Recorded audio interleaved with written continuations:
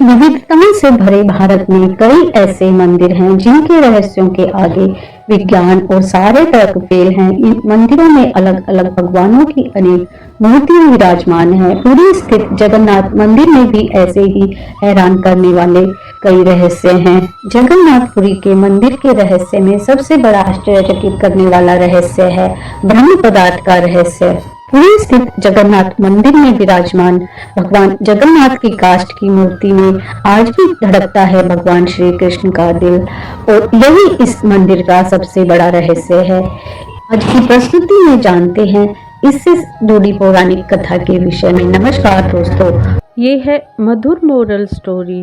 उड़ीसा के पुरी में स्थित भगवान जगन्नाथ मंदिर भगवान श्री कृष्ण का इकलौता मंदिर है जहां वह अपने बड़े भाई बलभद्र और बहन सुभद्रा के साथ विराजमान है। समुद्र तट पर स्थित ये मंदिर भगवान विष्णु के 8वें अवतार श्री कृष्ण भगवान को समर्पित है। ऐसी मान्यता है कि यहाँ स्थापित श्री कृष्ण की काष्ठ की मूर्ति में आज भी उनका दिल धड़कता है।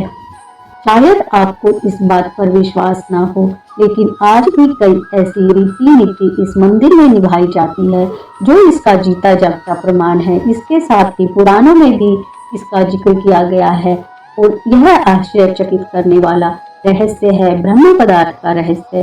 भगवान की काष्ठ से बनी इन मूर्तियों को प्रत्येक 12 साल में बदला जाता है, और जब इन मूर्तियों को बदला जाता है तो पूरे शहर में अंधेरा कर दिया जाता है और इसके लिए पूरे शहर की बिजली काट दी जाती है। पुजारियों की आंखों पर बांधी जाती है रेशम की पट्टी।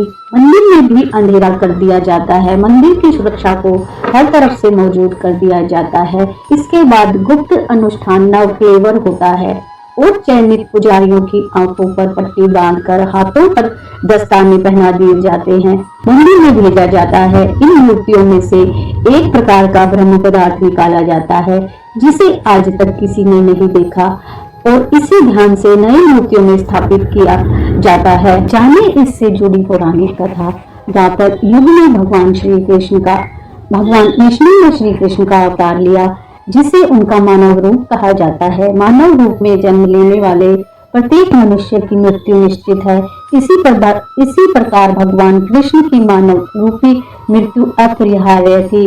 महाभारत के युद्ध के 36 वर्ष बाद भगवान श्री कृष्ण ने अपना शरीर त्याग दिया था।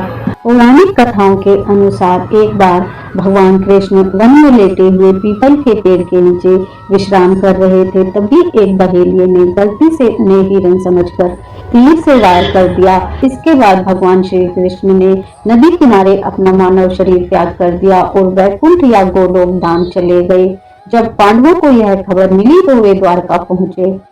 कृष्ण भगवान ने सोमनाथ के पास अपनी देह त्यागी थी। पांडवों ने श्री कृष्ण के शरीर का रीति रिवाज से अंतिम संस्कार किया, लेकिन भगवान कृष्ण का पूरा शरीर तो जल गया, लेकिन उनका दिल वास्तविक रूप में धड़क रहा था, जिसे देखकर पांडव चकित हो गए। तभी आकाशवाणी हुई कि यह ब्रह्म का हृदय है, इसका नाश कभी नहीं हो सकता, यह ऐसे ही धड़कता रहेगा। इसके बाद पांडवों ने श्री कृष्ण के धड़कते हुए हृदय को समुद्र में प्रवाहित कर दिया।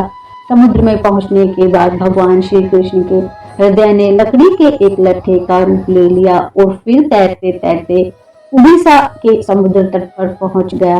जब भगवान कृष्ण का हृदय उड़ीसा के तट पर पहुंचा तो वहां के राजा इंद्रद्युम्न को उसी रात सपना आया। भगवान श्री कृष्ण ने स्वप्न में राजा को दर्शन दिए। कृष्ण ने सपने में उनसे कहा कि वह समुद्र पर एक लकड़ी के लट्ठे के रूप में मौजूद है, उससे मूर्ति का निर्माण करवाओ। सुबह उठकर राजा समुद्र पर पहुंचे। वहां उन्हें लकड़ी का लट्ठा दिख गया। राजा इंद्रद्युम्न ने लट्ठे को लिया और फिर विश्वकर्मा की मदद से भगवान जगन्नाथ, बलभद्र और सुभद्रा की मूर्तियां तैयार की गई और फिर पुरी के मंदिर में स्थापित करवाई। कहा जाता है कि पुरी स्थित भगवान जगन्नाथ की मूर्ति में भगवान श्री कृष्ण का हृदय धड़क रहा है। हर 12 साल में भगवान जगन्नाथ की मूर्ति का आवरण बदला जाता है, लेकिन ब्रह्म पदार्थ वैसा का वैसा रहता है।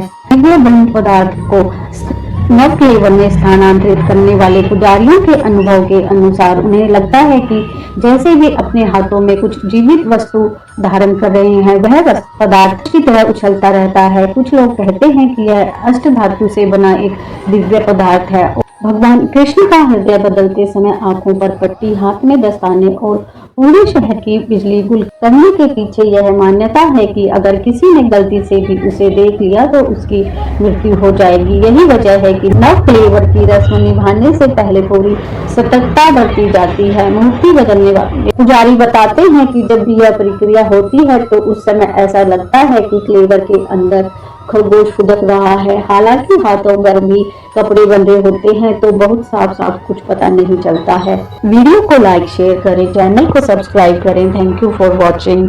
जय जगन्नाथ।